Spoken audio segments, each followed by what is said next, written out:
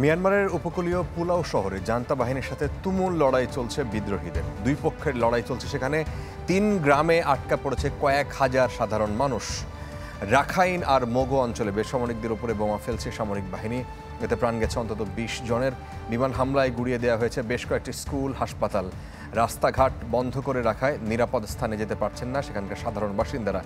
দেশটির দ্বিতীয় বৃহত্তম শহর মান্দালয়ের বাড়িতে বাড়িতে গিয়ে চলছে তল্লাশি।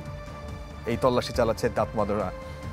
তরুণদের অপহরণের পর ভর্তি করানো হচ্ছে সেনাবাহিনীতে। রাজি না হলে পরিবারের সদস্য সহ পাঠানো হচ্ছে তাদের কারাগারে, যে কারণে অনেকেই পালিয়ে বেড়াচ্ছেন এক জায়গা থেকে অন্য জায়গায়।